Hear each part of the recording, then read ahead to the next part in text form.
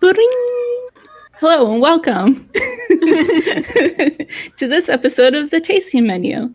I'm in charge today. Will it go horribly? Wait and see. Probably not, though. We're gonna have some fun today. We are gonna have fun. What do we talk about? Set the bar high.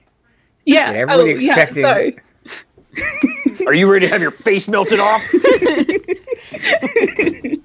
Because Soup's in the chair. Go, Soup. Meet that expectation. Clear that bar. Oh, gosh. The pressure. You bought the whole seat, but you'll only need the edge of it. You could fit 4 more people in that seat, if we're being honest. Scooch over.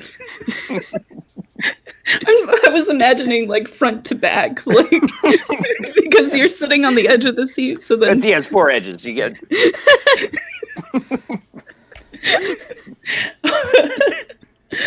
All right. Well, this is how we're starting out. All right. So today, okay, so for new people, the Tasting Menu is our new show where we are trying out new systems or systems that we've only tried out a little bit and we wanted to try out some more.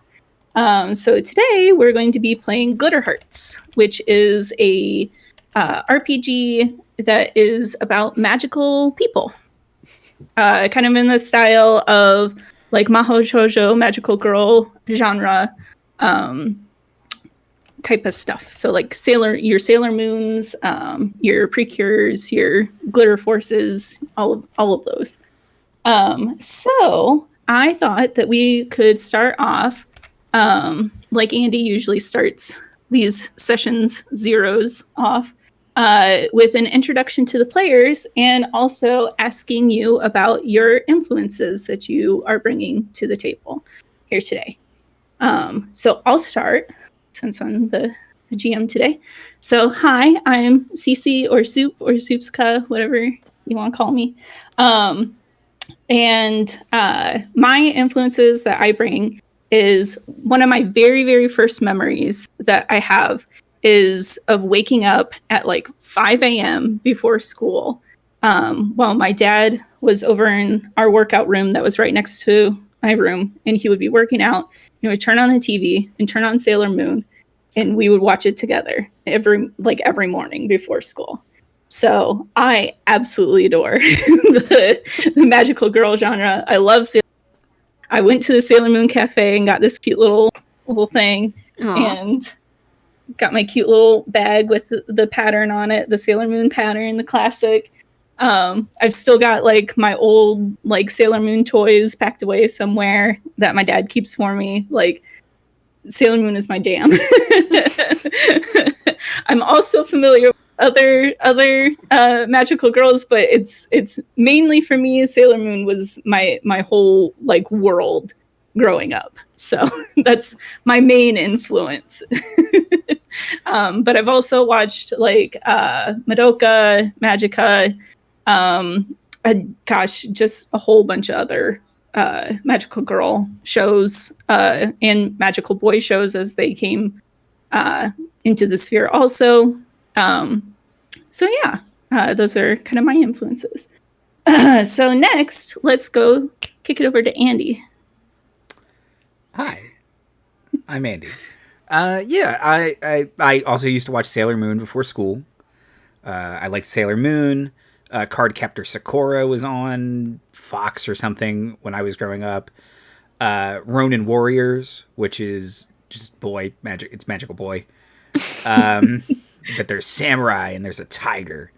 But it's all the same melodrama and stuff.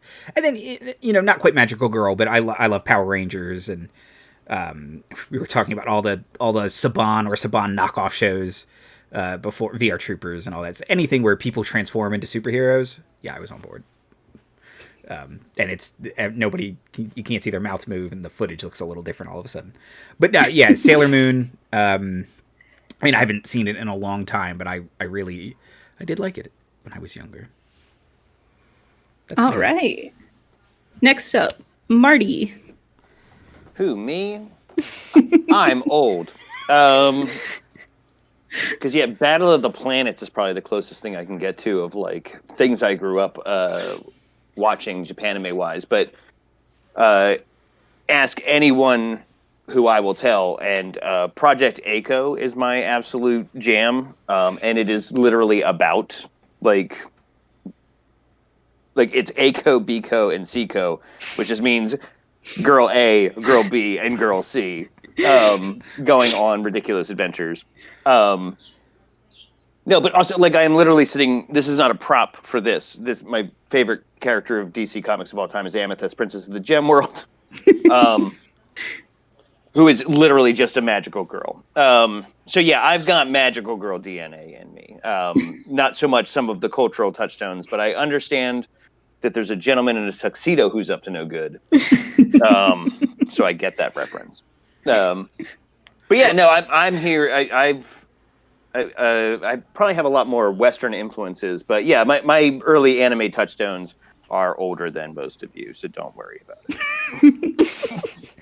You did also watch an alarming amount of Glitter Force. I did watch an alarming amount of Glitter Force because Laura Bailey was on it, and I was like, well, this can't be so bad. It is very bad. Yeah. Alarming only in that you did not like it, but you continued to watch it. That's why it was alarming. Continued to watch it. Didn't finish it, but I did continue to watch it well past. Yeah, well, every episode So I was like, maybe my daughter will like this. This is really pro makeup for a bunch of preteen girls. No, thank you. My TV's bringing me to a website where I can purchase all this makeup. Excellent. All right. And then, last but not least, we have Liz. Hi. Yeah, I guess my main touchstone will always be Cardcaptor Sakura, because that was like, I didn't really have access to cable that much growing up. So I would just watch that. It was a good show despite being edited to hell. When I was researching this, I recently found out that the American version is weird compared to the Japanese version. Yeah, they put a new dub of the original of Cardcaptor Sakura on Netflix, and they restored all the episodes that they were cut out. So I've been slowly going through and be like, I don't remember this episode. Oh, that's why. Because it was cut. That's why. Yeah. This important episode where we find out about Sakura's dead mom, and it's like, oh, that was probably important to have. That was cut. Unnecessary information. Yep. American censors hate motivation. She just needs to be a little girl running around. Yeah. What more do you need? Come on. Yeah, and you need to introduce the boy character as fast as humanly possible. Where's the marketability? Dead moms are so out. They're so shonen, am I right? All right. Excellent. Great. Okay. So let's do a little introduction to the game that we're going to be playing, Glitter Hearts. So I'm going to read a couple of the paragraphs in the rules here, just so we can kind of get an idea of what we're doing here. So Glitter Hearts explores the world of superheroics through the lens of ordinary people who gain extraordinary power by transforming from their everyday selves into super beings with access to fantastic powers. So you want to think of like Sailor Moon, Power Rangers, Cute High Defense Club, or Earth Defense Club. Oh, that one's a mouthful. And Glitter Force as examples. While magic can be the power behind the transformations, don't think you are limited to that answer. Super science, divine intervention, and other examples are valid origins of heroic super abilities. Use what works best in the game you wish to run. If it sounds fun and you and your group, go with it. Have fun with the game and with each other. All right. So So basically, you're going to work together as a team. Remember that violence isn't always the answer. You should try strategies like touching people's hearts or using the power of friendship. Through the ribcage? Yeah. I can do that. Right through that ribcage. Yeah. And also, I want to reiterate, you are not tied to being just a magical girl. You can, of course, be anyone. So boy, girl, NB, anything in between. I'm up for it if you are. So, sorry, all of my Cars are neighbors. talking. Yeah, all of my neighbors have decided that they want to honk their horn. Oh. All right. So to play this game, everybody is going to need a pair of 6-sided dice. Although we probably won't need them today. I don't think so. Liz even has Sailor Moon dice. I got Sailor Moon dice. Oh my god, those are awesome. Those are great. God. I just have masks dice. I mean, they're nice, but I just have Squirrel Squad dice, which I don't think that you guys can see. Maybe a little bit. I just don't have dice. Don't worry about it. It's just gonna roll numbers in my mind. 6-sided die are really rare, so like I just don't have any. So don't worry about it. Don't worry about it. Soup, if you want them, I got them from Heartbeat Dice. I need them. Okay. Okay, we need to take a quick 5-minute break.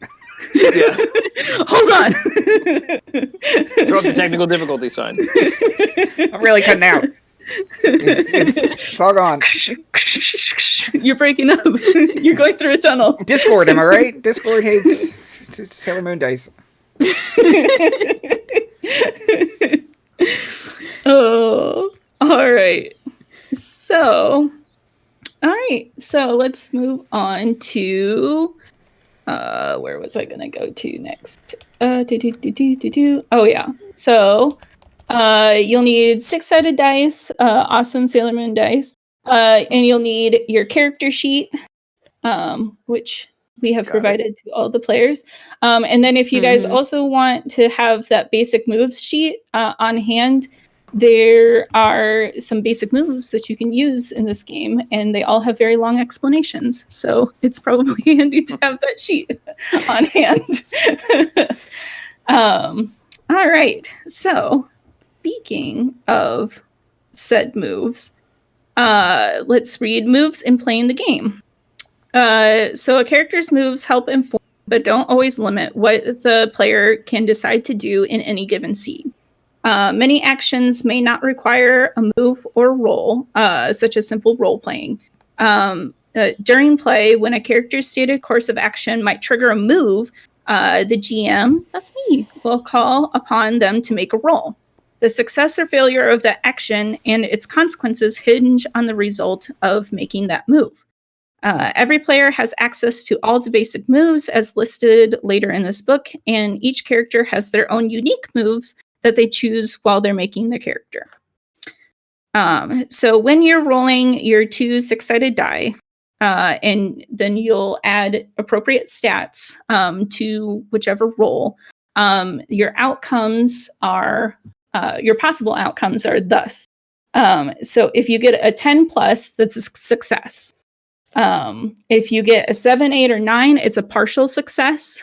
So then I can decide if there are possible consequences to the action. And then a 6 or less is a failure. But they kind of state that doesn't necessarily always mean that you failed to do the thing. It could also be that there were just dire consequences to you doing the action. So pretty basic stuff there. All right. So what are the basic moves? So the basic moves, these are just like a quick summary. I'm assuming that they go into deeper detail on that handy dandy sheet there. So the basic moves that we've got are, we can do this together. So teamwork is key, and lending your support to another hero can change everything. This is used to aid another in hopes that they succeed. This is also your main access to PowerPoints. Touch their hearts with your fists through their ribcage. Everyone can be saved, and you have to at least try. Different than convincing someone, this is an attempt to change your adversary's outlook towards you and their actions. Then there's clash. When diplomacy has failed, you get into a fight. Glimpse the truth. At any time, you can attempt to investigate deeper and try to see what's really going on. This is the catch-all action for any sort of investigation. Be vigilant. When you are faced with a potentially dangerous or threatening situation, you can attempt to be vigilant. Use this to spot an ambush or know the best way to sneak past the guards. Keep your wits about you. You may be faced with actions or situations that cause you to question yourself and hesitate. This is how well you resist and recover. Thwart peril. Sometimes you find yourself trying to sneak past enemies, dodge an enemy's depression beam, or endure swimming in a swamp. This move sees how well you can do that. Convince someone. Through charm, coercion, or threat, this move determines how well you are getting your target to do what you want. Protect someone when you stand in defense of a person, item, or location under attack. This move is how well you protect them. Rest and relaxation, heal damage and remove any conditions that may have been placed on you during the game. And then lastly, behind the 8-ball. When things have gone really poorly and your character has no hit points, this move helps you mitigate how wrong things go. All right. So those are the basic moves that everybody's got access to. So I think that the first thing that we should do is we should make some group decisions. So namely on what kind of a setting that we want to go with. And I think that we should also start with deciding a team theme. So this game is very setting ambiguous. So you can kind of make it whatever you want. I mean, the classic is going to be teens in high school in modern times. But I am up for anything that you guys want to do or explore. So if anyone has any ideas, now is the time to voice them.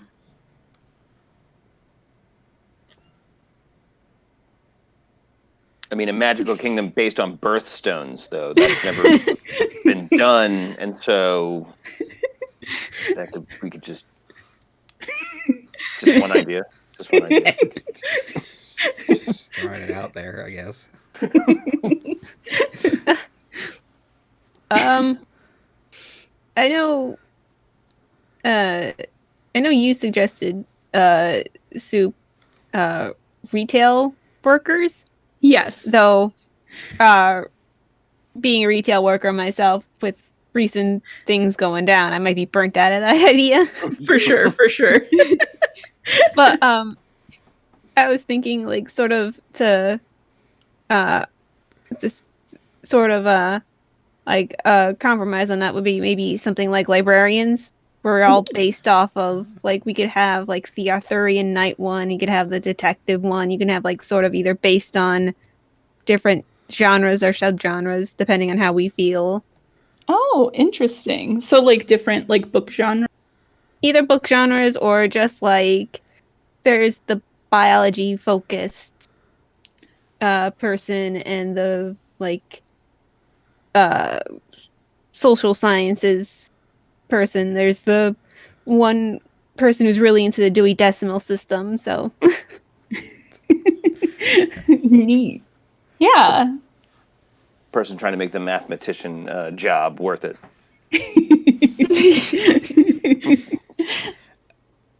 Yeah, so some ideas that I had, I like that idea. I like that idea a lot, Liz, by the way. Yeah, I like it's really neat.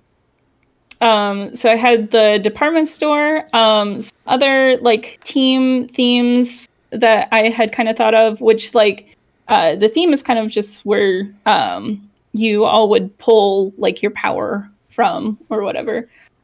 So I had primary colors. I was trying to think of things that came in threes. So either red, yellow, blue, or you could go RGB. Get real nerdy with it. So I thought that either that could go with like art or light, whichever one you guys wanted to go towards. Then there's the classic either zodiac or horoscopes, of course. I thought that parts of an orchestra. So like somebody could be like the wind section, the string section, percussion, etc.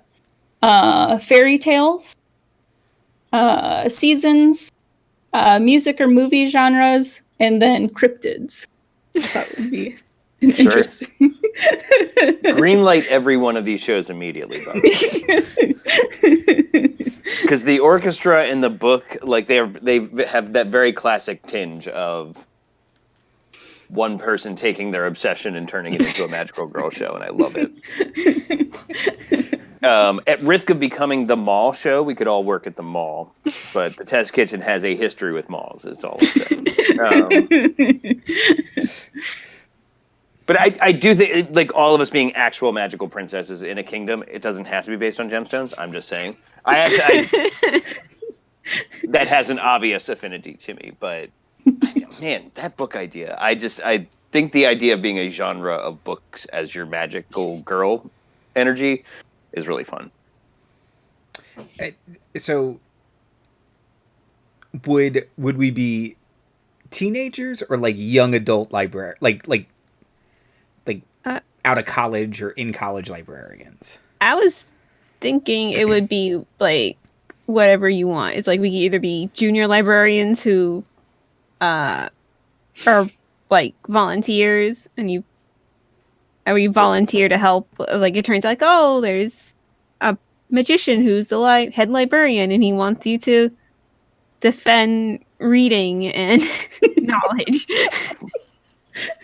1,000,000%. Yeah. Junior librarians is no further out there than any other. No, totally. Like, yeah, Totally. I love it. And man, I was thinking we'd be some book, but no, I love that the head librarian is Zordon or whatever. Like,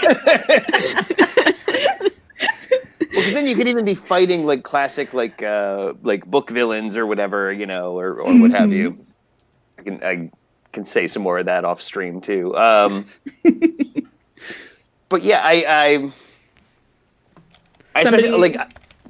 Somebody could be in charge of like the computers section. Have to check everybody into the computers. And they would have sci-fi powers. Yeah. One could be the children's section. That was always I had a friend, a very close friend that was a librarian for a very long time, and that was always his favorite section to hang out in, the children's section. Hey man, big colorful books. That person probably kills it at riddles. Yeah. your shadow. You're so stupid, Connor. Whatever their magical mount is some Susian nightmare.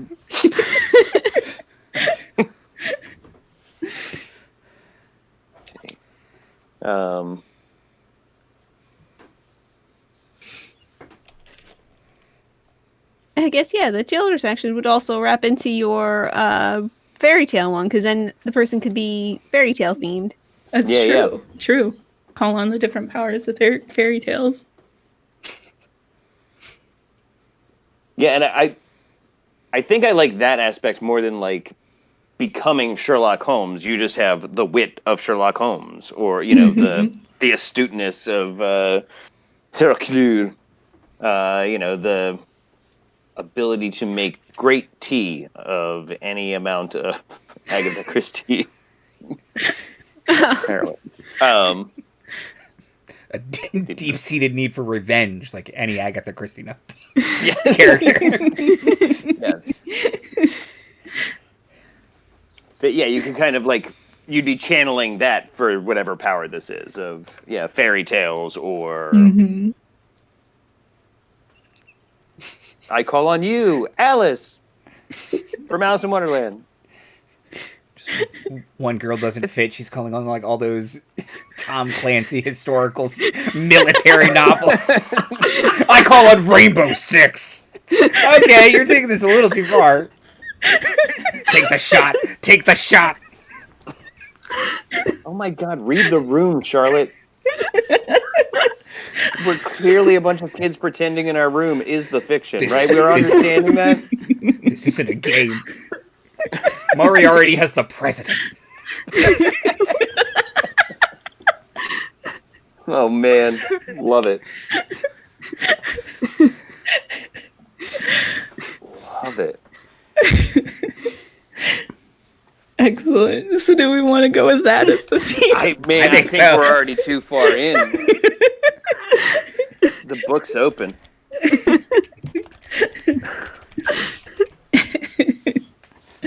Yeah, I mean, let's at least tug at this a little bit longer, unless it falls apart. But I can't see it doing that. This has only gotten bigger.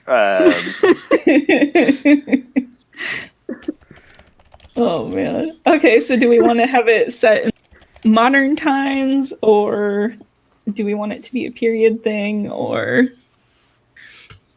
But do we want to just explore it naturally as it? I think libraries exist in L space. So I do kind of see us being like a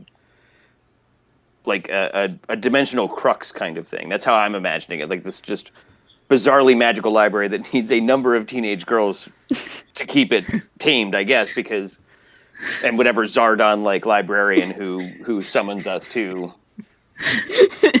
So like the magicians. Yeah, I guess it does have a bit of a magician flavor to it. Oh, I was gonna say something even more nerdy. Is like I kind of got this from like this TNT show, The Librarians. Oh, sure. I was thinking the old Friday the 13th show. So again, There was a TV show. timely reference. There was like an occult like shop that each one of the Googles would get out there, and they'd have to go and do like a Monster of the Week thing. What does that have to do with Oh. Friday the 13th, though? Absolutely nothing. Thank you, Andy. We'll be taking no other questions at this time. Jason will not be showing up. You will be disappointed for 4 seasons before you realize you've been had. Wait a minute. You know what, guys? I don't think he's showing up. But yeah, the like whatever book gets out of control, or whatever book character, whatever real world event crosses over, and then we have to magical girl it up and go stop Moriarty from getting the president. But what time period? Like, I feel like this, for some reason, I picture, I mean, it does work in any time period, but like 80s to present. But also, this is always a cheat for GMs. Do you want us to have cell phones? Because if you don't want us to have cell phones, set it in like 2003. Yeah.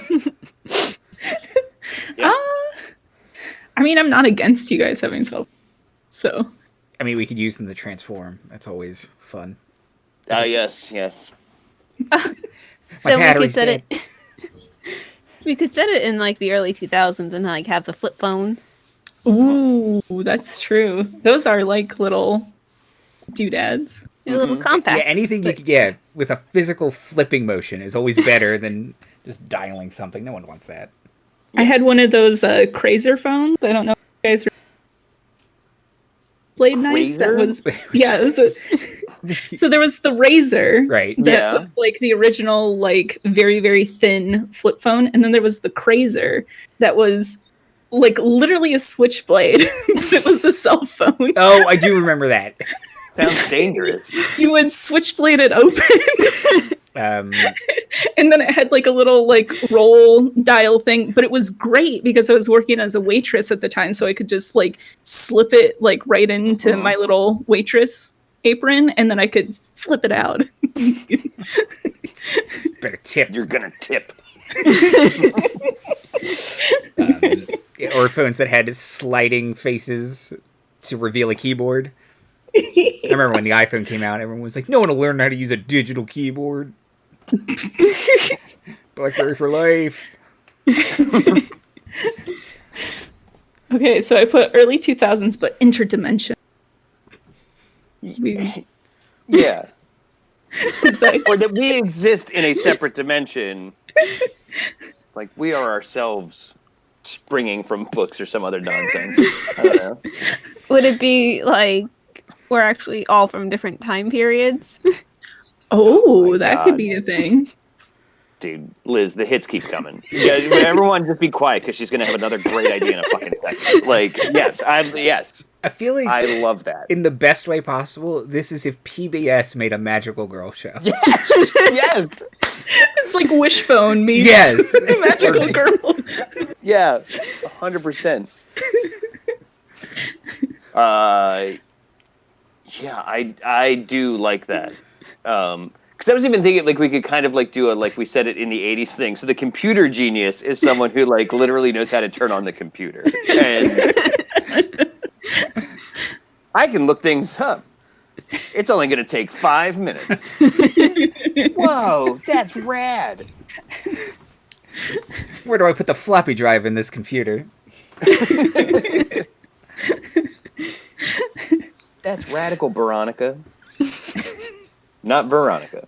Veronica. 'Cause that's the name of the future. Intellectually distinct Veronica. That's right. Archie Comics is very litigious.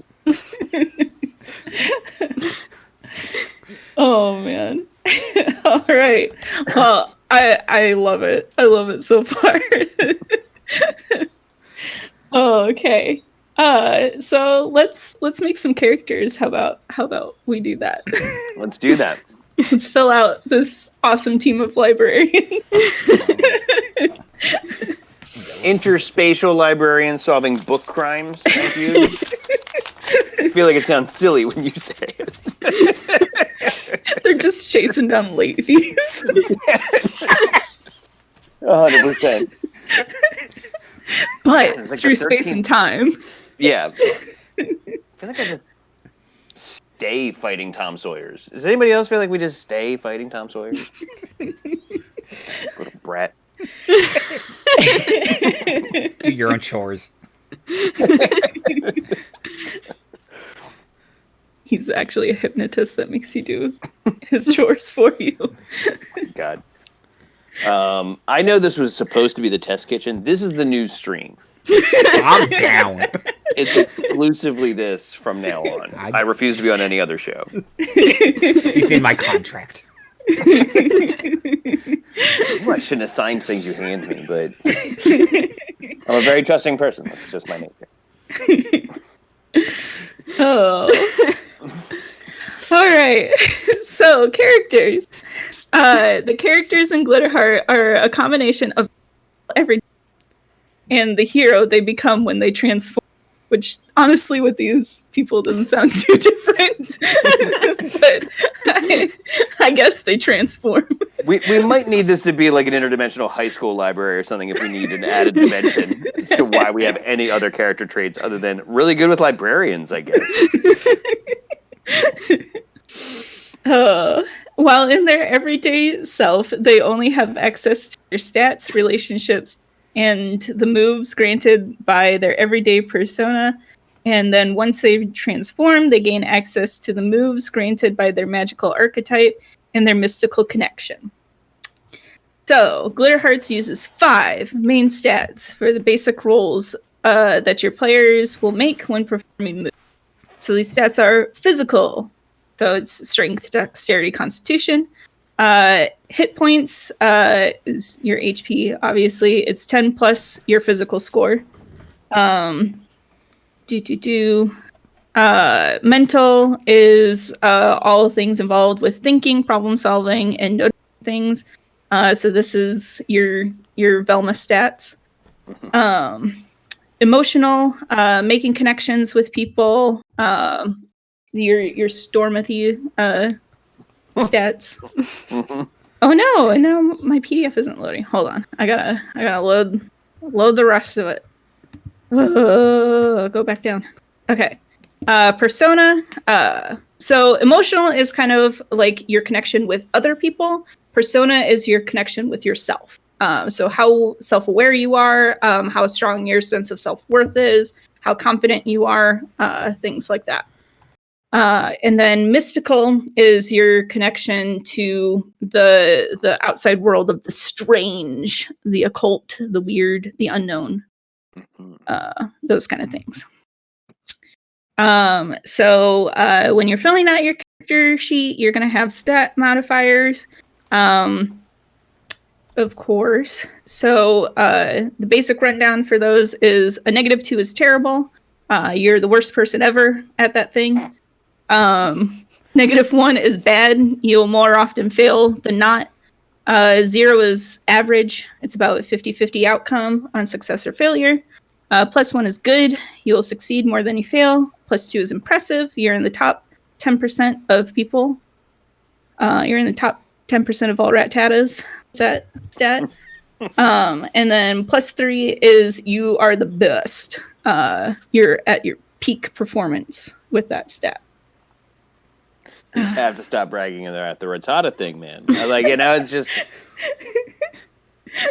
But look, my Rattata is in the top percentage of all Rattatas. Great. This piece of trash on the ground is a real nice piece of trash too. Who cares, kid? It's in the top 10% of pieces of trash. Trash I found. So give me all your money, you 5-year-old. Well, now that we've dunked on 5-year-olds.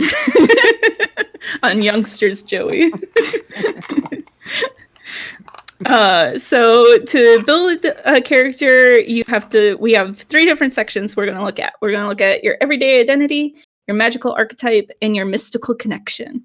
And then you're going to choose one from each section that best appeals to you or fits your view of your character. Of course, I am open to any changes or modifications that you guys want to make, as long as they're within reason, but I trust you guys to all be reasonable. So. Never trust players to be reasonable. I didn't sign a contract with you, Soup. Oh, well. This isn't even my final form. I mean, be as reasonable as the person who makes up a book of spells, right? Sure. I trust that those are all just right. I never look them up. I read them and they sound correct. That does sound right. There's no way of disproving her. The book's all the way on my shelf, which is right here, but...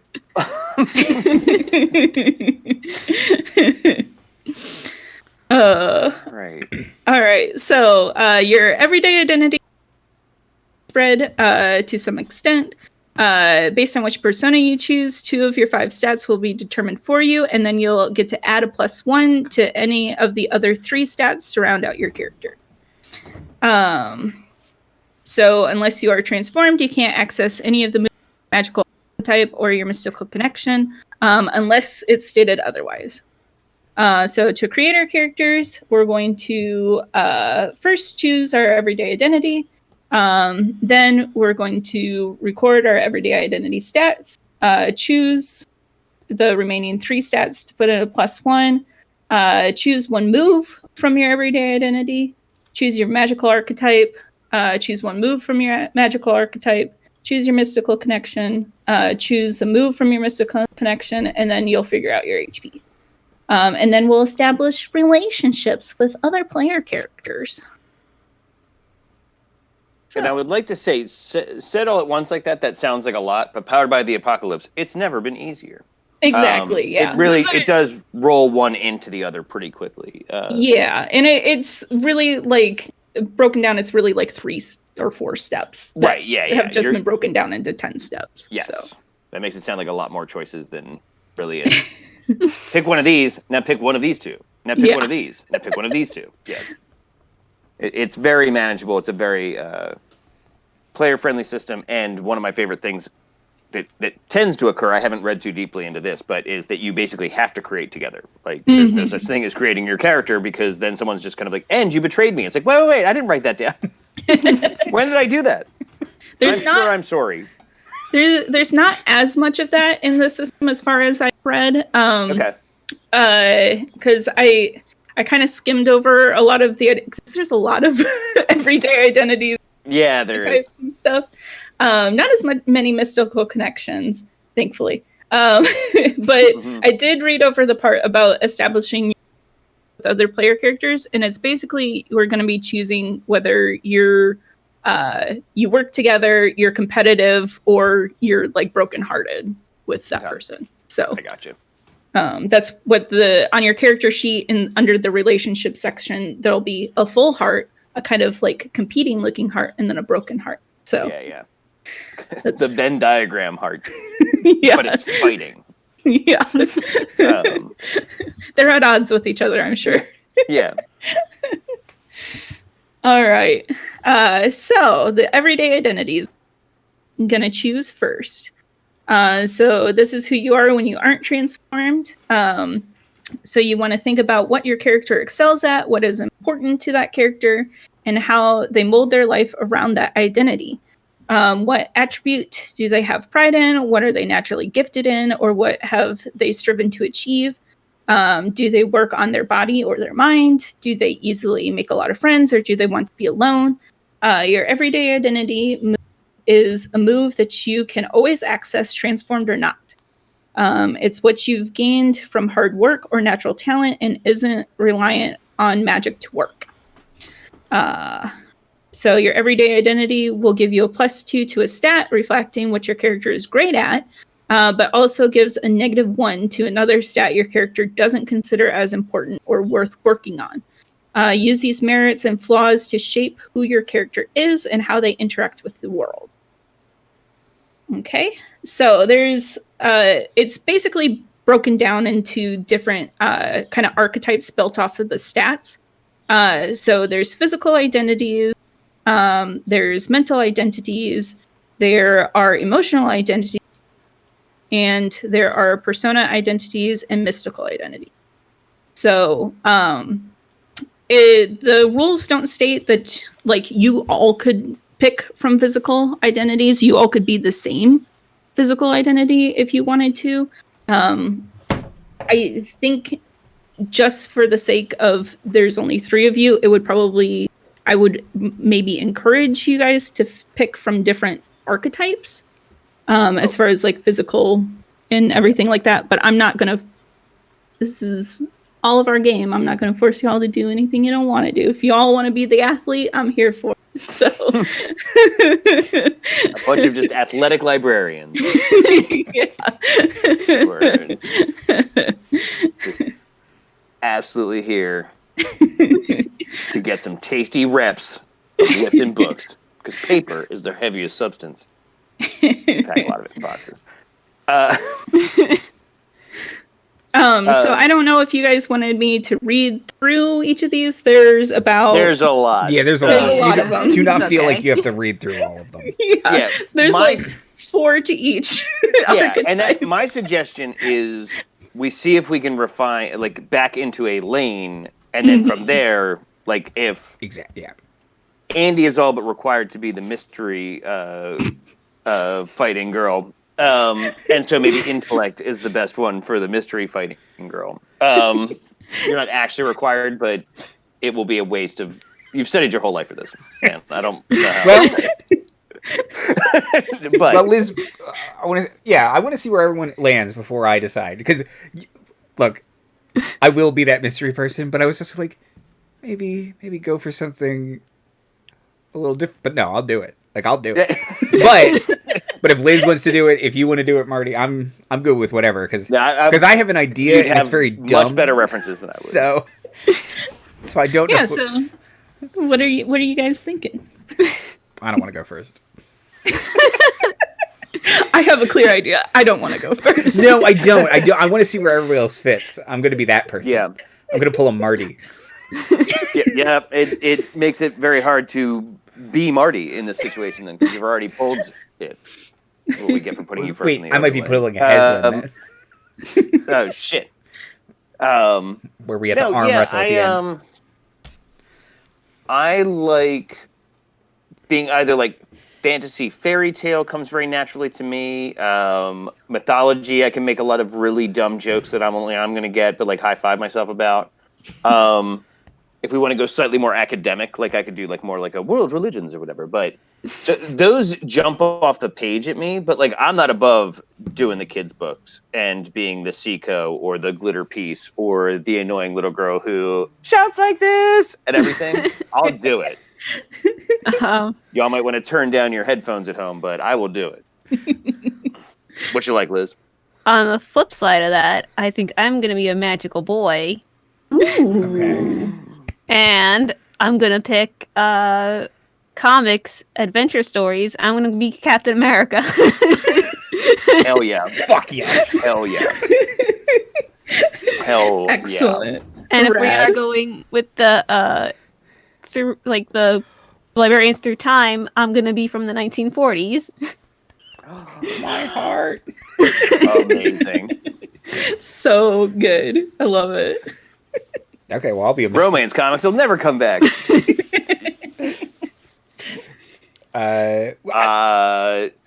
That's great. You're basically a member of the Newsboy Legion, and I'm here for it. You have to have some ridiculously over-the-top New York accent, probably. I think I can pull it off. Yeah. I believe in you, Liz. Yeah, for sure. No, my two thoughts were, I'll do that mystery. And I'm probably leaning more towards the mystery one at this point. But before the stream, for whatever reason, I was just like, I don't know, I'm gonna be like an Avril Lavigne skater girl. But then I don't know. See you do it. So I don't know. Which, first of all, if we're set in the early 2000s, score. I don't have to change any of my reference points. That's right. But no, I don't know what that translates into in like book form, other than like those weird like biographies that they try and get like kids who like baseball to look. Reading's fun. This is about Roberto Clemente. It's just, I mean, if you're like punk, then you can have like the gothic literature. So you could be like a gothic mystery person. do that. Or I was gonna say you could be the magazine section. So you just read in like music magazines. You just keep sliding your own zines into the.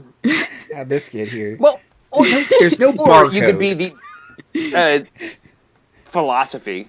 Sure. Punks are always very high. They read a book once, and you're never going to hear the end of it. I read the Communist Manifesto. Ever heard of it? Yeah. Yes. So everybody's heard of that, Michelle. It doesn't make it cool. I'm a magical girl, but Raven Scar. Magical girl, but girl is spelled GRRL. GURRL. Yeah. Girl. And the L is also a lightning bolt. Or an upside down exclamation point. Yeah. Or both. I'm actually a magical woman. Thank you. Spelled only with Y's, because it's not derivative of man. Oh, shit.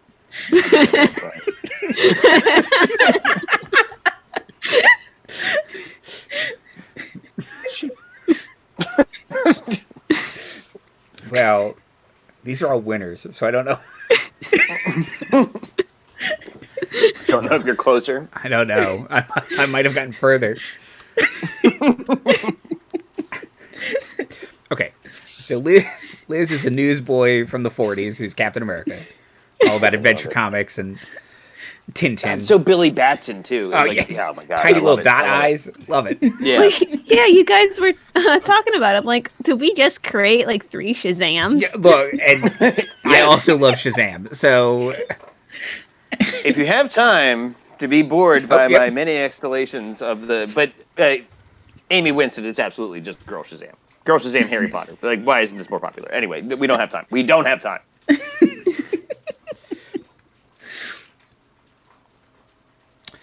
Oh, boy. Okay.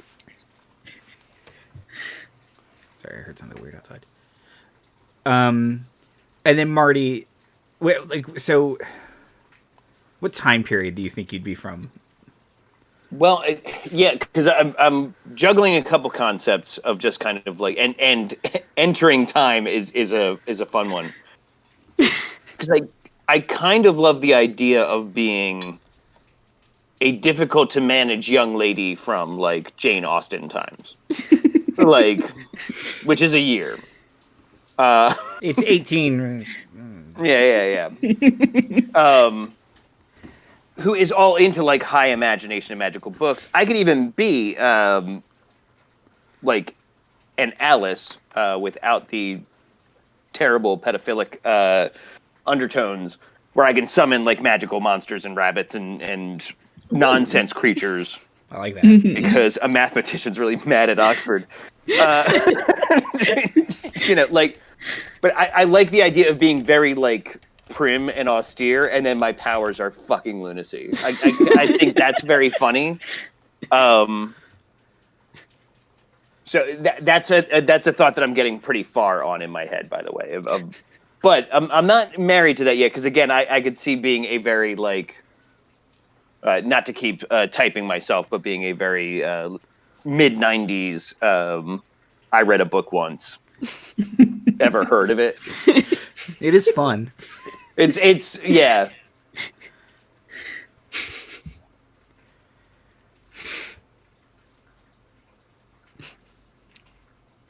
What's your character, Andy? It's hard. It's hard. This is why I don't do this.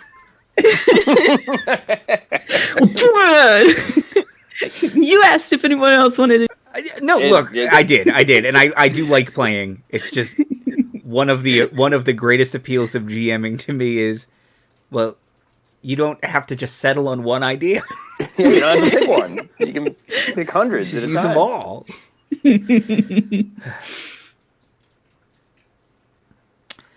Oh boy, I do. Oh man, I like the idea of the mystery thing.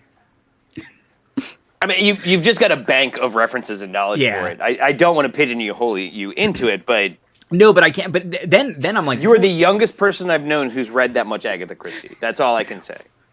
You're really well written. Not, and only occasionally racist. It was a different time. no. Some of it was too late to be doing some of the stuff you're doing. No such thing. England's a different place. It was usually her excuse. Oh man. Okay, yeah. So, but I only thought then, like, what time period am I from? Because I don't want to be like too close to Liz. Right. Like, I don't want to be like, oh, World War One. It's kind of like the same thing. Yeah. It is. I know it's not literally the same thing, but it's certainly aping a similar vibe. And I don't want that. What's the one gaming meme where like a cowboy, a samurai, and like Yep. something else could like a pirate. could all maybe? be in the yeah. could all be in the same game. Oh yeah. Could be a gaming group. We could all be from the 1940s. We got hit in the head a lot. So only from that point of view, maybe it would make more sense to be kind of the punk riot girl from early 2000s who's you're pretty sure you can't have that spiked cuff on in here. Or you could be from, like, I don't know, maybe this is just me growing up, but, like, in the early 90s when we were kind of growing up, there was, like, kind of a surge of, like, you know, the Harvey Boys and the Babysitter's Club, all of those, like, mystery... Boxcar Children mysteries, although they were all written in the 40s. But, yeah, no, they were all reprinted. Oh, well, you could be a very 2000s Nancy Drew-ish character. Yeah, or Veronica Mars. Yeah, even though like, she's not a novelist, because I was going to say you could be a modern girl with a classic taste. Kind of like play with that theme of like when you manifest your powers, it's like here we go, it's Avril Lavigne over here, and then all of a sudden you've got like a deer hunter's cap and a meerschaum, and you're like, I do have a pipe. Very good. And bringing your keen intellect to things. Okay, I'll do that. So yeah, and now I think we can kind of, hone in on. It sounds like you'd be very intellectually or perhaps persona focused because all of those detective characters are the biggest personality in the room. Oh, definitely. The most self-assured J-holes. Let's see. Liz, you could be very physical. You could be very emotional with that whole, like, well, just American can-do spirit's all you need. Rub some of that on it.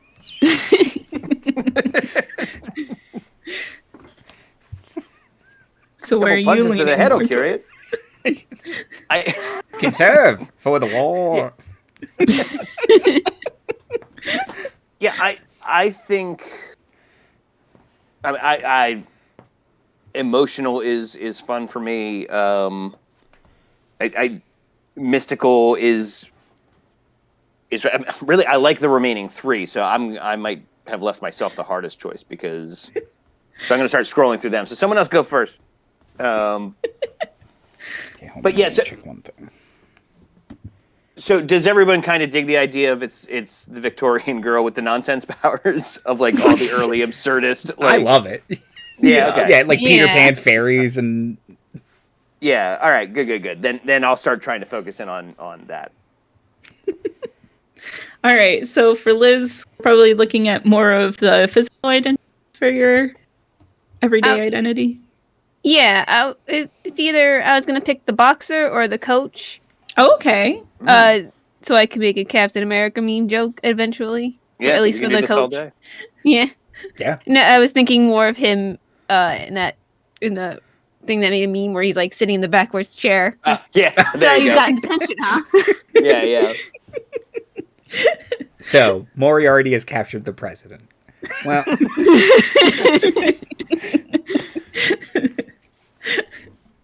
Yeah, I think the coach would be a good one. So to read the coach for the audience that doesn't have the rule in front of them. So it's a +2 to physical, -1 to persona. You not only can do the job, but you are excellent at teaching and supporting others. However, you tend to worry too much about those you are taking care of and forget to take care of yourself. So the moves that you could choose from are lead by example. When making this, or when making a "we can do this" check, rolling with plus physical, a result of 6 or less has the same outcome as a 7 to 9. So you would only take a minor consequence. Team player, you gain a +1 to clash rolls going forward when fighting alongside one or more other heroes. And then experience judgment when you try to convince another hero on a course of action through convince someone, you gain a +1 to your roll. However, on a 6 or less, you gain the self-downing condition as well as other outcomes from that roll. Yeah, so I would think either. I mean, they're all pretty very Captain America-y. Yeah. And you don't have to make a decision right now, but if you wanted to just have an idea of you're kind of leaning towards the boxer or the coach, I think that that's probably good enough if you don't want to make that final decision right now. Yeah, because like the boxer is like a very scrappy news kid who's grown up in the streets of Brooklyn, and and the coach is very like modern day Captain America, where he's basically trying to keep all the Avengers from killing themselves shockingly and each other. Shockingly hard. Listen, Natasha, Tony's trying Natasha. hard. Do we have to keep doing backflips in front of the jet engine? It's a weird place. Is my point. You've got the whole tarmac. The whole tarmac. Oh, she did another one. Okay. It's like Tony, can we just not today? Maybe this. Your whole thing. Maybe tomorrow. Tony, I'm going to need a list of everyone you've ever pissed off. Because they keep showing up with magic powers and suits of armor. So, Yeah, it's probably not good to get the list from him. You should just- probably... I'll forward it to Oh, Pepper. Pepper. Yeah. This is a real armor war situation right now. Yeah, so I think that either one of those would be kind of good. And then So, And then do you just pick one of the little blippies under? yes. Okay. Yeah. So those are the different moves that you have to choose from. Oh, they're not And called blippies. no, they're hearts, Andrew. They're not blippies. No, I know the hearts. They're blippies, little blurbs. Uh-huh. I'll lend you a shovel if you want to keep digging yourself deeper, but that's up to you. I'm leaning into it.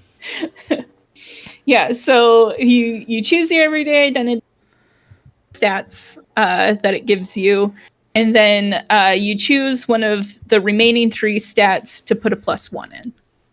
Okay. Okay. And then you choose one of the blippies or moves. Okay, if we want to You get only attacked. pick one of the blippies? Yeah. Yeah, you only pick one. That's why it's so hard. That's hurting my feelings a little bit.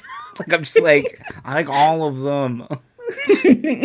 No, I'm sure I think I've got mine. Yeah, I'm sure. And I was surprised it was so easy, but boy, the biggest problem with it is, but I want all of them. All of these are appropriate. Yeah. So which one are you looking at there, Marty? I think I'm going to do The Gifted. Which is under... Which is under Mystical. Okay. So it's +2 to Mystical, -1 to Physical. Things have always just fallen into place for you. All you've ever had to do is imagine something into existing without even the slightest hint of actual effort. So that's kind of my book of summoning things. But the I Wish ability is literally you summon a small common item that you can fit in your hand. Open or shut a door or window that is unlocked. Unlock a simple mechanical lock. Lift or move an object weighing 5 pounds or less. So again, if we're kind of going off of this is like an Alice riff, 2 to 3 times removed, but like it's finding the little cakes that make you grow. It's finding the key to that door that you like. Yeah, I think that's a pretty decent angle pretty early here. So I'm going to put my chips on this. I'm going to scroll through that, but the other ones like kind of Magically Dreaming, the Goth and stuff like that, those don't really, they don't seem to fit as well. The True Believer is a little close, but yeah, I think The Gifted's it. Yeah, I think that definitely sounds like the concept that you're rolling right now. Mm-hmm. Andy, are you eyeing any one of them up? Yeah, or so a couple of them? I was looking at 2 of them. One of them is Mental Identity, the Savant. That feels very detective-y. And then the other one was Persona, the Aloof. Okay. So the Savant is a +2 to mental, -1 to persona. Your mind is capable of amazing things, but your intelligence has made you feel like an outsider and an oddity, especially when you make a leap of logic that others can't seem to grasp. That does sound very detective-y. And then the other one was the Aloof, which is a +2 to persona and -1 to physical. You know who you are and you know what you like. Why bother with too much hard work when you know you aren't going to enjoy it anyway?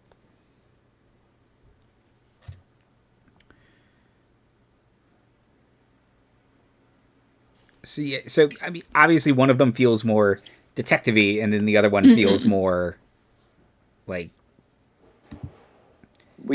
I guess it kind of depends. How much do you want your everyday personality to... Do you want it to clash or embellish your magical archetype? Yeah, well, right. I don't know if the Aloof necessarily clashes with it, but because like Sherlock Holmes is very aloof. He knows who he is, and he's just like, it's not my fault. You're all not as smart as me. There's some teenagers just have that energy of just like, no, it's not a phase, mom. This is who I am.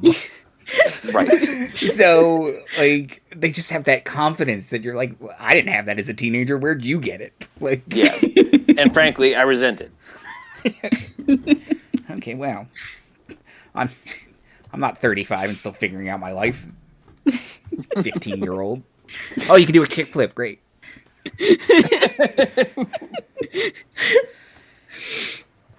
So yeah, that's where I'm stuck at. So if anyone has a thought, I'm happy to hear it. I like them both for the kind of early 2000s Avril Lavigne vibe, if you're still aiming for that. I haven't quite decided if I am, or if it's just going to be sort of, I don't want to say Velma, but like that, like almost like, yeah, the kid who just likes Nancy Drew too much. Yeah. I think the Savant is immediately built slightly better for groups, but I want... There's a part of me that's just kind of like, fucking do it, Andy. Fucking do it. Somewhere you can hear David off street. He's too nice a guy. There's something bottled up under there. Fucking let it out. But the and I just kind of talking through this thought of it, the Aloof is also kind of very Veronica Mars, like in a good way. So who's also kind of a, just because she's from that era, sort of a She was the popular kid who kind of becomes a weird Avril Lavigne alt chick. Yeah. I have a giant telescoping lens. Okay, that thing costs like $700. Yeah. Yeah, I was going to say, it sounds like the Savant is a little bit more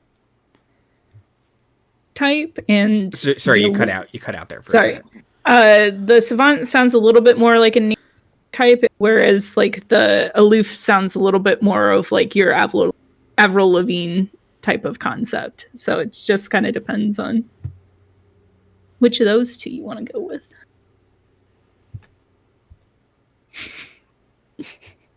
Yeah, I kind of like the idea of having a persona tank. Yeah, I'm going to be an Aloof. Hell yeah. And I even like it a little bit more metatextually because it bucks the idea that you would naturally be mental to be the mystery solving one. Right. I think there's an added juice to it. Excellent. But I can still also spend my extra point in mental, so I'm not like not good at it. But True. Yeah. So we get +2 to one, -1 to another, and +1 to anything that's not the -1, I presume, right? So the +2 and the -1 are determined by the archetype that you pick, the everyday identity that you pick. But then the +1 to any other stat is any of the other 3 stats that weren't touched. Okay. Yeah. So. Right. You can't make it a +3 any more than you can make it a 0, a net 0. Exactly. Okay. So I think, though I might reserve the right to change this depending on how the billiard balls start to fall, but I think I'm going to go +1 persona because, again, I am a troublesome little Victorian child who is less interested in marrying men than they are in reading books about nonsense. Excellent. About weird neighbors who are very too interested in my kids. J.M. Barrie. Oh, and then the only other, which it sounds like, Marty, you've got your move picked from your everyday identity. Yeah, I think I Wish is going to be...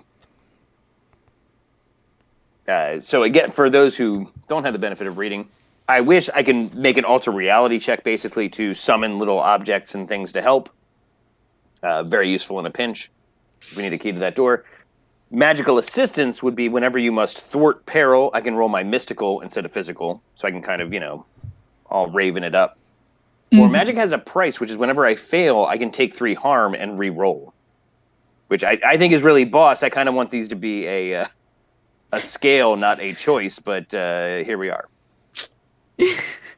And again, for that idea of that kind of that J.M. Barrie, that A.A. Milne, that Lewis Carroll. Mm-hmm. Who I understand are all problematic. You do not need to at me. That will be part of the bit, I promise. All right.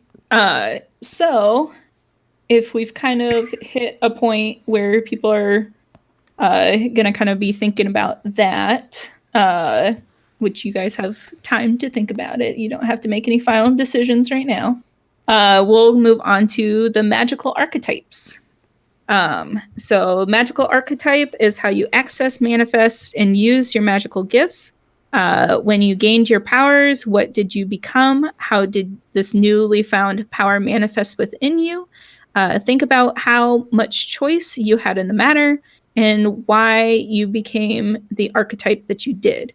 Each archetype brings different strength to the team. So while it might be good for every character to be a different archetype, it is not necessary. Everyone can be the same archetype and still feel unique given the other choices they make. So choose which of the following archetypes is the basis of your alter ego, and then choose one move from that archetype. Which, there was a lot of these too, weren't there? One Blippy again? Oh, there's only a few, actually. Yeah, this one's not. I think the next one is where there's like a million. I think there's only there's like 15 choices on the next one. Yeah.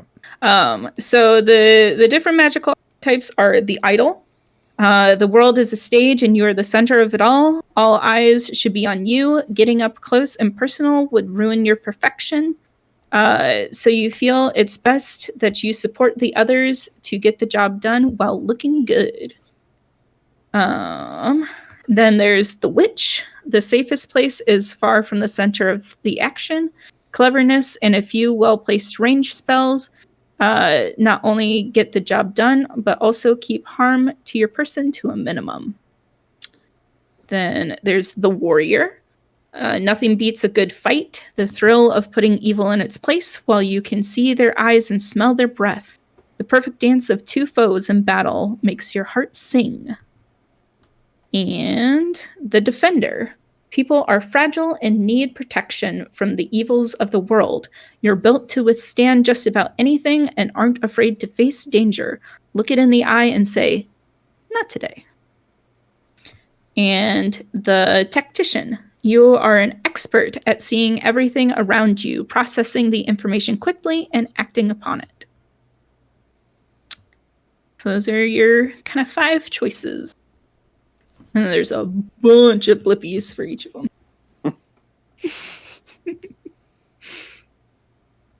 Blippies all the way down.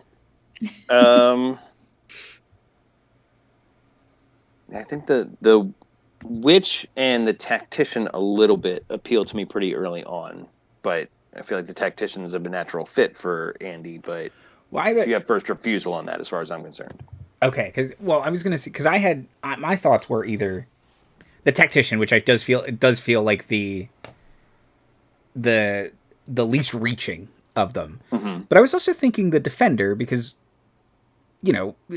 all detectives are trying to defend people from further evils perpetrated by people. So I was thinking if you think the tactician would kind of fit your, because I feel like you have a very strong theming right now, Marty. In like a very good way. So like I want you to pick the thing that like, because I think either could work, but although the witch, is it the witch has a personal minion and you could create some white rabbit to do your bidding or whatever. I'm just saying. The only other one that I was kind of thinking for you, the idol, I think might be interesting for your character, but if you're not feeling it for your character, then please feel free to ignore my suggestion. For mine or Andy? Yeah, for Andy. Oh, for me? Yeah. Yeah. I can be the most Sailor Moon? What am I doing? It's the center of attention kind of role. Mm-hmm. You get really cool wings. Oh, that does sound Yeah, because they get like Poirot is running this room. Like, oh yeah, Sherlock Holmes is a queen. Like, let's be honest. Like I think there is something to that. If you might need to adjust the literalness that you're taking it, but I think there is something to it if you find you like it. Okay, since I feel I like all 3, so why don't you both pick and I'll just take a leftover. I see. Nailed it. A real Marty move. Mm-hmm. I keep getting out Marty'd, which I don't normally do. I'm pretty good at Martying. So yeah, Liz, what are you thinking for yours? I'm thinking if I want to expand it to just past Captain America and do sort of like the boys' adventure comics / like Treasure Planner type of thing, I think I would go either with the warrior or with the defender. Mm-hmm. So, because I think, having the defender has an ability to endure, which, that might be a good idea. Yeah, that's very fitting. But the warrior has one called an accessory that is also a weapon, and I think have a little newsy kid with either a newspaper or like a stick for stickball.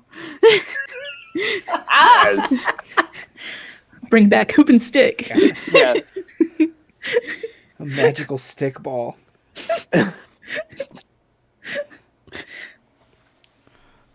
Just a below the poverty line sportsmaster, but All your shit is homemade. It's just a tin can you can kick really good.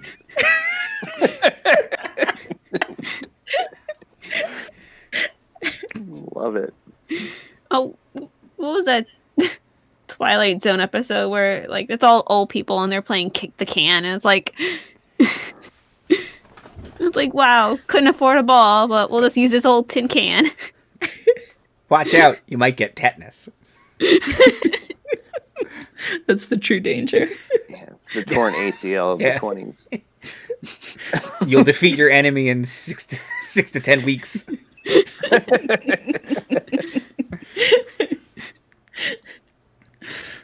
Oh. Yeah, I feel like either one of those. I kind of want the warrior just so you can take that move.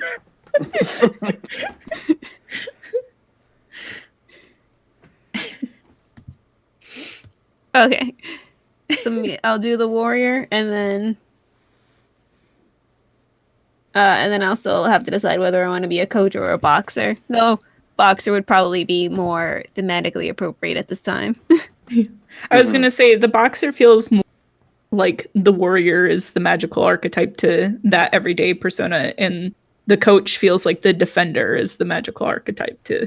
That makes sense. Yeah. All right, Andy. Why do I have to pick? What about Marty? Oh well, yeah. I guess Marty has. All right, Marty. I'm for you. Why do I have to pick? There's Andy over there. Which isn't to tilt Andy's hand at all, but most of the tactician stuff sounds a little more detective-y. So I do think I'm leaning towards the witch. There's definitely like I can make it work, but like Andy said, I have strong theming so far. So I think the witch makes sense of this kind of like weird grab bag of like, again, just nonsensical metaphors that everyone was like really into for a minute.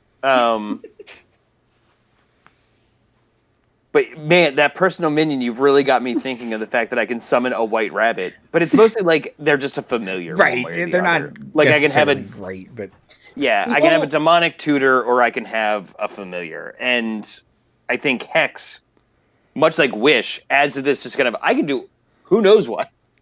Let's find out in a minute, which I think feels really fun. So I'm somewhere between Hex and personal minion, where I get a smartly dressed hair to show up and do things for me.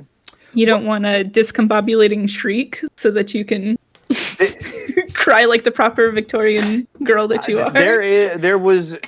I spent more than a second thinking about discombobulating shriek for sure. But it does seem to be slightly further out of the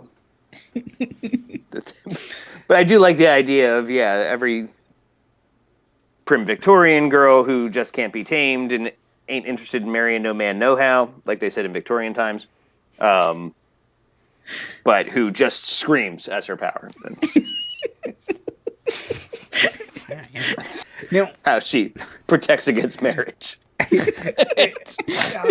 Cece, I don't know if you got this far in the book, but is there like advancement? Like, could we take as we complete adventures? Could we take other moves from our playbooks? There is advancement. I did not read what it was because Okay, I was like, "We're doing a one shot. Yeah. Why would I have to worry about advancement?" But if we did come back to this, but yeah, in the other Powered by the Apocalypse games, you do eventually get to take more. Things. I would assume by the number of them that there are that is the truth, but don't quote me on that. The other thing to consider with the personal minion, although I think it fits really great into your theming, is that we are going to have a like mystical mascot creature that aids all of you also. So it wouldn't be necessarily specifically themed to you unless like the whole team agreed on that. But sure. There is, room for either a white rabbit to be your team mascot or for there to be a clash of little minions. Yeah, I do like the fact that my minion and the mascot do not care for one another. Now, I know we haven't gotten there yet, but should we continue to be on theme and have a raccoon as our mascot? Oh man, I mean, They love reading. we do love reading. slowly but surely, the raccoon is becoming the mascot of the channel. It's going to be the laughing raccoon by 2024. Give One the day I'm people just what they going to want. change the dragon to a Yeah. raccoon. Don't even worry about it. Was that always like that? He's doing a I'll cute do it little in stages. Yeah, he's doing a cute little tumble. With this little raccoon tail. Okay. Spitting out trash instead of fire. Yeah. Yeah. So I'm looking at the tactician, and these all do fit. Uh-huh. But they're also requiring a lot of mental rolls, which is not my best stat. Oh. Persona is. Mental is my second best. Mm-hmm. I added +1 to that. So I would assume that the idol has a lot of persona yeah, what is stats. it? Which, looking over just gentle winds of healing, that seems to be the case. Well, and I don't want to rewind you, but now that we have more information, maybe the savant is still a valid option if you wanted to rewind to that point. Or just don't be optimized. Oh, that's true. You could be suboptimal. It could be suboptimal. Notably suboptimal. There are only 3 of you. It'll be fine, I'm sure. Yeah, looking at it, I like the defender. I like the idol. I don't know if the idol... It's a lot of healing stuff. Mm-hmm. Which isn't bad. Like, I love being healers in other games, but I don't know if that quite fits, like, detective. Like, I feel like they arrive after the healing should have been done. Like, Yeah. it's just like, no, I'm cleaning up this mess. Like... All eyes on me is kind of a suggestion. I demand attention. That is very Agatha Christie. Walk into a room. I have solved it. Now everyone gather here while I tell you all how I have solved it. While I'm in the room with the murderer, as are you, the whole time. Giving him or her ample time to prepare to murder me, as they have already done once. And the most interesting thing is they still have 5 bullets in their gun. Oh well, nothing for it. Everyone sit down. And they seem to be standing awfully close to the light switch. We might want to order dinner now. What do you guys like? You like Thai? There's a good place on the street. Are these table fries or just for the murderer? What are we thinking about these fries? Andy, you were born to this, and you thought for a second you weren't going to be the mystery guy. Absolutely not. I won't stand for it. Does that mean I'm an idol with all eyes on me? Is that what we just decided? Absolutely. Do not feel pressured by that. But Oh, no. That's interesting. I didn't actually read what it does. That was just. It says you demand attention from your with your grand presence through charm, fear, or any number. Make a convince someone roll with plus persona. Enthralled targets have no restrictions on what they will do. So if I declare them the murderer, they did it. Well, I guess I did it. I didn't see it coming. Wow, how'd I do it? Wow. Man. Yeah, okay. I would have put that past me. But then, yeah, the tactician, perfect awareness, one step ahead. Yeah. Yeah. Yeah, one step ahead is very fun. Well, you can think on it. You got a couple of weeks. I do like... Unless you want more input from us. No, I think, after all that, I think I'm going to do the tactician one step ahead. That sounds fun. All right. Yeah. Although I love telepathy, and leaving it on the table hurts me, but... And for those at home, one step ahead, you have thought about every outcome and always have a contingency. Roll plus mental. On a 12 plus, every ally gets an ongoing +1 in the current scene. On a 10 plus, one ally and you gain an ongoing +1 in the current scene. On a 7 through 9, one ally gains a +1. And a 6 or less, your careful planning puts your friends in danger. You gain the self-doubting and isolated conditions. But I never doubt myself. I'm so aloof. Well, that's where your strong persona is going to come in handy. Yeah. Must have been something she ate. And I think it goes under the radar, but I actually really like well-executed machine, which is instead of giving a roll a +1, it actually upgrades it to the next success level. Ooh. Oh, which is that's a very good. I reserve the right to change my move. it's explicitly on teamwork rolls, but we can make sure they come up more. Yeah. Yeah. No, You just one gotta step work ahead together. is very good. And an ongoing +1 is much better than the one-time +1. But yeah, graduating to the next success level is very good. Really good though, yeah. But well-executed machine is also not based on a mental, whereas one step ahead is. Mm-hmm. So I might be changing. I'm gonna think about it. Because yeah, man, but yeah, going from what, because that turns a failure into a moderate success. Yeah. Oh, that's good. Okay, I'm gonna think about it. Alrighty. So next thing that you all have to choose is your mystical connection.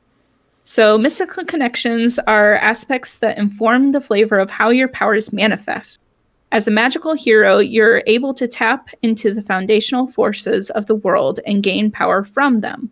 The mystical connection can be based on your character's personality and what they would be drawn to. An environmentally minded hero might choose to align with life and healing. A very excitable hero might be drawn to energy of fire or lightning. Unlike moves from the everyday identities and magical types, you can only align with one element. You may not align with another element unless the GM allows it, nor can you take moves from other connections without GM permission to do so. So the way that I like to think about this is that even though the Sailor Scouts are obviously themed on the planets, Ray, Sailor Mars, very obviously has fire powers. Sailor Mercury, she has more of like water-based powers. So that's kind of how I think of these mystical connections, is those kind of like elemental powers that they gain that are outside of the planets that they draw their power from. So there are elemental connections. So you got fire, water, air, earth, lightning, metal, light, dark, life, death, and then emotional connections. So joy, sadness, love, fear, anger, hope, desire, disgust, trust, and that's it. So there's a billion of them. So I guess since we're librarians, maybe fire won't be the best element to pick. Perhaps not. We have one adventure. So just like the past section, your mystical connection, and then you'll blippies.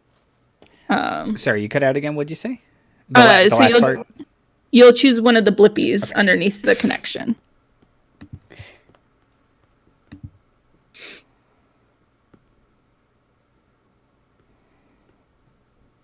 These are a little bit less straightforward.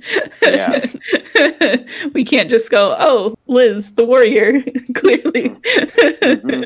Obviously, water. But you figure, if we're basing this on books, then maybe we can do like the emotional connections. Could so be, that yeah. way, because like what the sort of feelings books brings to people. Mm-hmm. That is a good idea, and it's very helpful in narrowing it down. Although the emotional connections have the most, but still. I don't think we need, like, I guess we could do this. One of us could do discuss, but that'd be weird. It feels like, Liz, maybe your character would be like hope. I would think either hope or maybe joy. Mm-hmm. Or trust. Or trust. I get retrust. Although one of Sadness's powers is you have limited control over water because when people cry when they're sad, feels like a stretch book.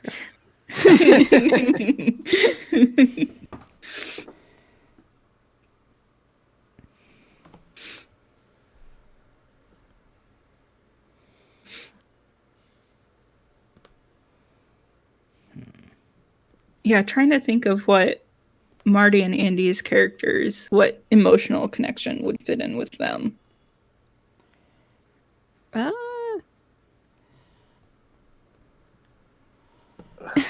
Hope I've got my eye on, but again, Liz, it's yours. You got first option there.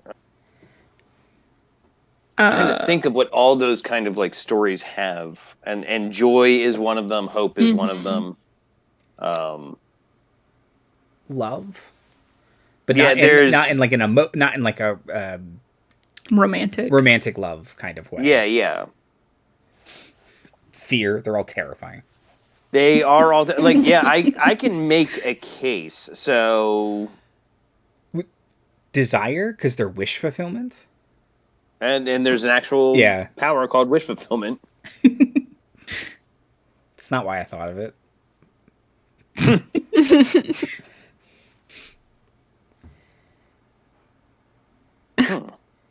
I think it's pretty good.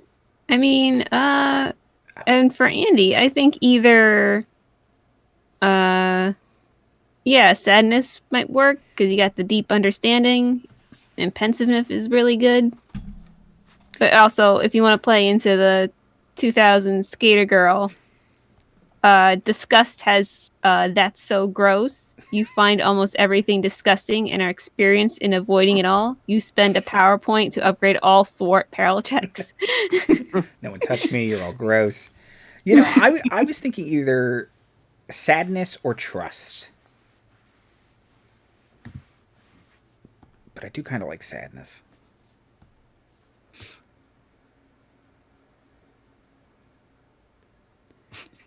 You could manifest a spear. That's one of your powers. I mean...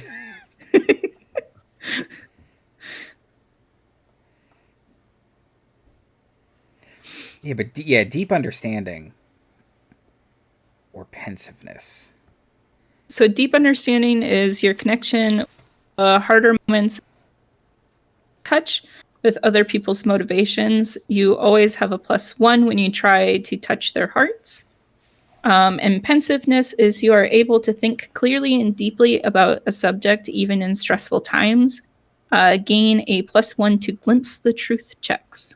I feel like pensiveness probably fits the detective angle a little bit more.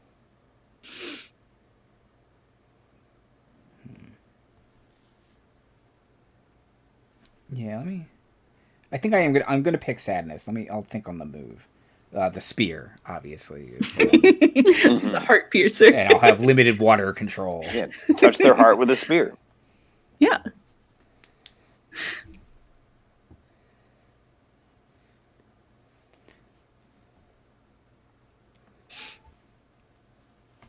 Okay, let me fill out some more of my sheet.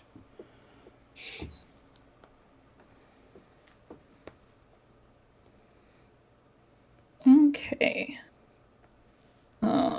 So after you all choose your mystical, you'll figure out your HP is 10 plus your physical rating. And then we'll need to establish relations with their player characters. And if I have a negative physical, I double the 10 or something. Yeah. Great, I have 9 hit points. It's fine. He'll stay in the back, probably. I think. Can't decide. Yeah, if you guys want to think a little bit more about it, we can move on to establishing relationship with other player characters. Although that's not the next part of the book, which is weird. Oops. It goes straight into your transformations and creatures. So we can do either one next. Yeah, I've got a couple that really fit here that I'd like to spend more time thinking about and maybe kind of chatting about. Yeah. Because, like, there's a fear effect that I really like, and there is something about, again, that kind of genre of fiction that's all about, like, fear of growing up, fear of responsibility, fear of this other thing. Like, so I can make kind of a slant rhyme version of it that makes sense, but yeah, because there's a good one for hope, but again, I want Liz you to fully refuse hope or trust. Yeah, I was thinking either hope or trust. Yeah, I think those Because- are good lanes. Yeah. I don't know. I could see like doing the beacon of hope, which is you can manifest a bright beacon to fight alongside you. You can use it to blind your enemies in a class check. Or So you get, everything like, will a be fine. moonbeam? Yeah. Well, Sorta. and like manifesting your heroes to fight along with you or whatever, right? Like you are yourself a hero, but you can also be like, it is Shazam or whatever. The Manhattan Guardian. Everyone's favorite. But then it's also but if I still want to do like sort of a Captain America theming, do you trust me or I've got your back, which sounds very Captain America-y. Mm-hmm. Well, we can think about it a little bit more in a couple of weeks to back chat, not back chat. That's a different thing. That's my character. Yeah. All right. So because the next section of the book is transformations, let's go ahead and touch on the transformation quick. So every group of magical beings switch between their normal and magical self. While your stats stay the same, every transformation has a drawback. So as a group, you have to pick one of these blippies. You must have your mystic item to transform. Very Sailor Moon. The transformation process is very noticeable and will attract attention if you're not careful. The transformation process takes a few minutes. There are a lot of details to get right. And your final form looks exactly like you. There's no keeping that secret. That one immediately just makes me laugh because I want the whole transformation process, but in the end, you're still wearing the same thing. Like all your clothes unravel like a ribbon and then re-ravel like a ribbon, and it's the same thing you're wearing. Yeah. Do you think a tiara is going to hide your identity? Like, yeah. What was the point, Carol? Well, I have to, don't I? I mean, I guess. But also, yeah, just draws a lot of attention and takes a long time. We're both very funny because, like, I do love takes a long time, but like, I don't know. She had to do a whole paso doble in the sky. Like, this is gonna take a minute. Like, this is. Do all three of them have to do this? Oh boy.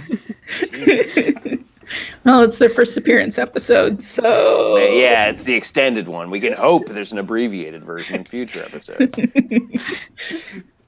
God forbid they have to use their Megazord or something. It's going to be another 20 minutes. I'm going to get some popcorn. You need anything, Gladys? Yeah, great. They have alternate forms. Ah, shit, they unlocked new powers. I don't have time. I'm going to work. I got a Union 15. I'm taking it. Yeah. You tell me whether or not Moriarty has killed the president in the 20 minutes it took them to do this. I also like the idea, but if we have like a book, we have to stamp a library card into, like. God. God. That's it. I mean, like, if it's not that, I quit. That's not true, by the way. But the mystic item to transform is very. That's very classic to me, and it's something that someone knocked the book out of your hands. You know, someone. Yeah. And then Rhodes came and dumped your books, and now what are you going to do? Come on, Rhodes. And then everyone has their own design stamp. That's merchandise. Oh yeah.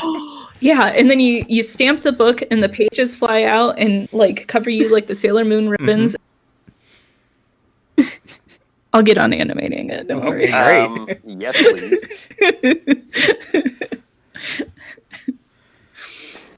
So do we want to go with the book one then? Yeah. Yeah, I like that. I mean, And I'll again, take think all it of the adds- downsides. I think they're all fun. Yeah, like again, making you pick one. Why not all four? I don't understand. Well, as we go along, as you level up, you can choose more of those. We get worse. Yeah. It takes a long time, is very noticeable, and you look like yourself at the end. Well, thanks And for you need a special wasting pen. everyone's time. And your special pen looks indistinguishable from other pens, so you really need to keep a hold of it. And libraries are full of pens. So Oh, shit. Nope. Hold on. Fuck. I can't. It was right here. I was here the whole time. Does anyone see the pen? It looks just like this pen. Oh, all right. So the other part of transformation is unless your group decides that your final form looks exactly like you don't have to look anything like your everyday identity. You don't have to have the same gender, face, body, or any other physical detail unless you want to. Think about your costume, or think about what your costume looks like. So are you color-coded? Do you gain masks? Does your costume reflect your mystical connection? Is your costume aesthetically impractical, but somehow doesn't interfere with your ability to do heroics in any way? Okay, first off, yes. I don't even know why you're asking. Also, I do object a little bit. These have the same blippy as the rest of them, and these seem like a multiple choice questionnaire, and I don't. That's strange design choices, Greg Leatherman, but I'm into it so far. So you're off the hook for now.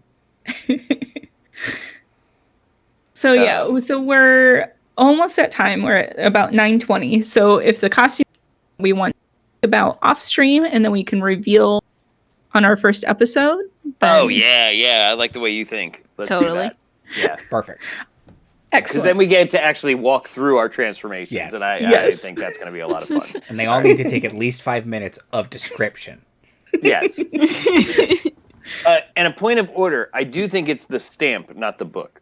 That Okay, the magical that's probably fair. Yeah. Yeah, because it can be any book, and we probably all have to stamp whatever book escaped or whatever Moriarty's stealing the president for. The Declaration of Independence. Dip. Well, here's a library stamp that devalues it forever. And clearly identifies who I am. I am, Property of Jessica. yeah, I am very findable. Luckily, there's not an internet yet. All right. So the next thing we have to decide is a mystical creature, which, I mean, it's probably going to be a raccoon. But in case it's not going to be a raccoon. The most literate of animals. Yeah. Magical heroes often don't know they are meant to be heroes until they meet the mystical creature that informs them of their true power. This creature is often their friend, sidekick, and mentor, all in one, or any combination of those ideals. It is often from another world or manifested from the long-hidden magic of this world. The magical creature is often has knowledge about the powers of the heroes and is usually on the side of the heroes, unless you're Madoka. However, while they often want to help, their help may not actually be helpful. Mystical creatures come in all shapes and sizes, and your group should decide what your companion looks like. A talking cat like Luna and Artemis, a teddy bear with wings, a complicated AI on their smartphones, a spirit long forgotten, a raccoon. The mystical creature should match the theme and tone of the game. So work with your GM on deciding that. Think about the creature's looks and its name. I will control the creature NPC, so their personality might not be what you envisioned, but that's part of the fun. The mystical creature isn't just there to talk to, but can also help with troubling situations the heroes find themselves in. So once per session, the team can consult their mystical creature about a current situation. This is a pure chance roll, and the stats aren't added to this check. So we'll roll 2d6 on a 12 plus. They know exactly what's happening. 10 plus, their advice is solid, and everyone gains a hold 1. This can be spent at any time as a +1 on a roll. A 7 through 9, they aren't sure what's happening, but they have your back. And you'll gain a +1 on your next roll based on their encouragement. And on a 6 or lower, they fear that everyone is in danger. The GM gains hold 4 that can be used to make your lives more difficult throughout this session. That's bad. Yeah. So yeah, I'm thinking, obviously a Jack Russell Terrier for Wishbone. Exactly. Daniel. What's the story, Wishbone? Yeah, Daniel says a literal monkey with a typewriter. Shoot, so that's pretty good. Yeah. Yeah, I think a cat jumps out of me. Again, a raccoon is very on theme. I do think a white rabbit still fits. It is. They're an iconic literary character. Yeah. True. Although a cat hanging out in like a library, like a library cat, is very classical. I'm never going to say no to a cat. So, although again, Foster's Home for Imaginary Friends, Mr. Harriman, he's the best giant bunny in a top hat and monocle you're going to find. Fight the internet.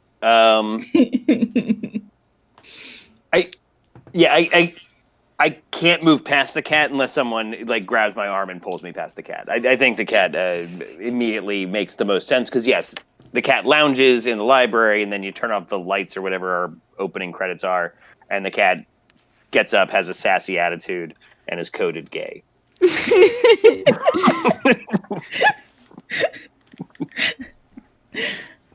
So we're gonna go with a library cat then? Yes. I think a library cat's good. All right.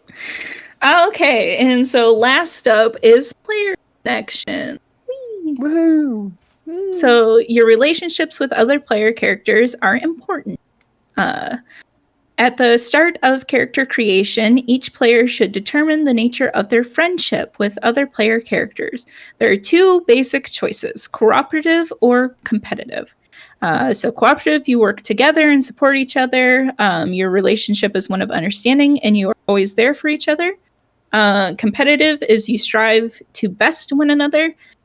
If they can do it, you can do it better. Each of you drives the other to be better by trying to be the best yourself.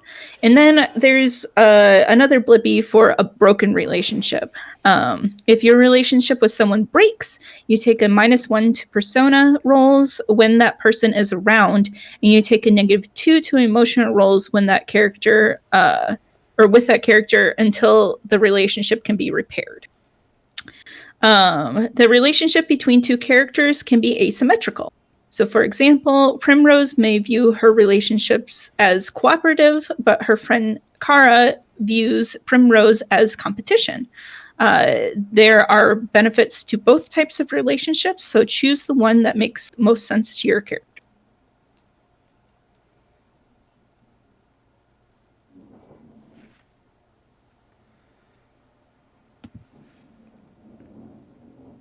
And so you only pick cooperative or competitive, and then your relationship might break with someone, and that's how you get that. Okay. Based on the game, yeah.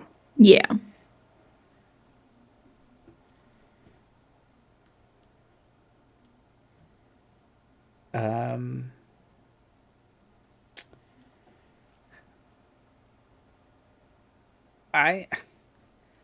I'm kind of thinking based on how I've kind of been thinking about this character, my relationship with both of you is probably competitive. And not in a bad way. It's friendly competition. Like, I like both of you, but it is... Yeah, I was thinking the same. Oh. So I think it's very funny. And then Liz is just... Especially, here to support us. I'm supportive of you both. Yeah, it's like, what? We're all a team. That's how you beat the Nazis. That is how you beat the Nazis. A good rationing is what this team needs. You're on a tin ration for the rest of the week, girls. It's a perfectly good piece of scrap metal. Take that out of the trash can. I think that's very fun. But there's like one of the powers I was eyeing up is very much like we're all in this together. In which case, I might also we were talking about well executed machine for me. Yeah. So supportive. And look, depending on the age group we're aiming for, all of us being supportive is also very. But I do think I'm at least competitive with you, Andy, even if I pretended supportive. Okay, so maybe we're both competitive with each other, but cooperative. It's hard not to support. Yeah. The kid, like they fought in World War II. Full of rousing speeches. Makes you want to be a better person all the time. I kind of hate it. It's exhausting, right? Yeah. I think I like that. Yeah, I think I'm gonna go home and make my mother happy, I guess. And beat Nazis. I wasn't sure how that beat Nazis, but it really made a lot of sense when we in left. the moment. It really really worked. I needed to. Marty Scare doesn't even know what Nazis are. Nope. Are the Germans at it again? Or the Prussians? Yeah, surely you mean the Prussians? Yes. Never trust something in that many epaulettes myself. A lot of flutes. Somebody say too many flautists. Is that the problem in the future? Mm-hmm. The rampant flouting caught up to them.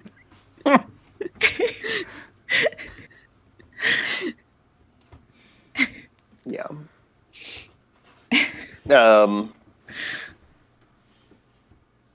Yeah, so at a glance, reserving the right to change our answer slightly later, I think we have to support the kid. It's hard to not to, but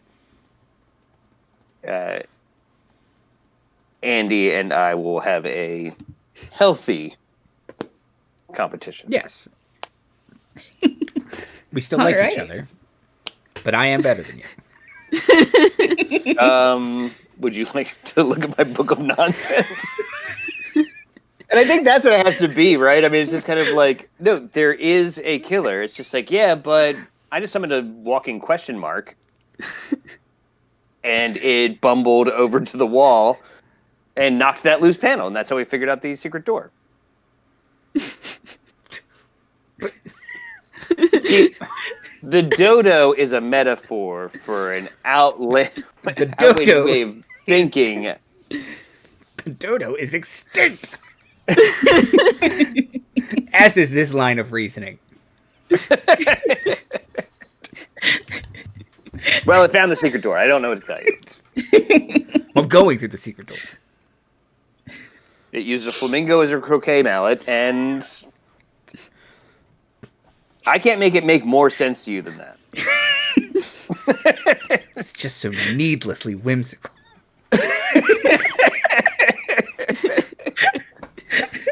If you know a better way to hit a hedgehog through a little arch, I'd hear it. But until then, we play the hand that we're dealt. Oh boy, I am looking forward to this.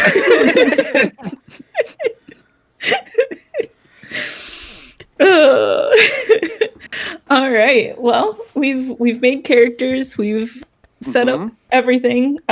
So yeah, I think that'll be where we stop for tonight, and then we can finish out costumes and finalize characters and all that, and back for chat the big reveal. Before the big reveal. Now, if we haven't, like, any points that we weren't already assigned at the everyday identity, is just a 0 then, right? Correct. So we got one additional. We got a floating +1. We get the +2 assigned with whatever we picked. A -1 assigned with whatever we picked. The other 2 are null. You're average at those. Base. Yeah. Okay. Yeah. Got it. Got it. Excellent. Yay! We did it. We did it. My heart's already glittering. That's not good. That's not good. Oh, Probably should get that checked out. is this not a thing in the future? All right. So let's do outros and plugs. Let's go Andy first. Me? I usually go last. Hi, everybody. I hope you enjoyed this episode. And if you didn't, watch it again. Try another show. We have several. Let's see. This week, Task Force Unlikely. Dragon Lords is taking a break and will return in 2 weeks' time. And then Star Wars Galaxy and Revolt is on Monday. It's May the 10th. Be with you. Exactly. Yeah. Right. The 10th awakens. Yes. Revenge of the 10th. Yes. The 10th Jedi. These don't work. And that's it. The 10th Wars. Sure. Attack of the 10th. Attack of the 10th. The The bad 10th. That's coming out. The 10th of Menace. Well, we've done them all. There's nothing left to do. No, it's my job to tell you to subscribe, to click a bell, and to like. So click interactively with your screen until it registers that you did it, and then you've helped us tremendously. And now tell a friend that they should also help us, and then have them tell 3 friends, and then have those 3 friends tell 3 friends, and now you're in a pyramid scheme. That's called the Laughing Dragon Inn. And soon you'll be your own girl boss. That's right. Big girl boss energy. And be back here the 24th to see how this turns out. Good Force. Hearts. Good Force is intellectually distinct. Don't worry about it. Football. All right. And Liz? Hi, I'm Liz. You can not follow me, or you can I don't know. But you can also play this game by Greg Leatherman. Glitter Hearts. Find it on Itch.io. That website I don't understand. Me either. It's very itchy from what I understand. Yeah. If any of this sounded like fun, Liz is right. Go look it up yourself and get some friends. Hell yeah. I've been CCAK as your GM for this one, and I want to thank everyone, all my lovely players, for making this a great episode 0. I had a whole lot of fun. My face has been smiling the whole dang time. My cheeks hurt, so it's time for us to go. Thank you, everyone. Puppies and kittens, the power of love. Pachow, pachow. Great job, Cece. Yeah, great job. Thank you. Thank you.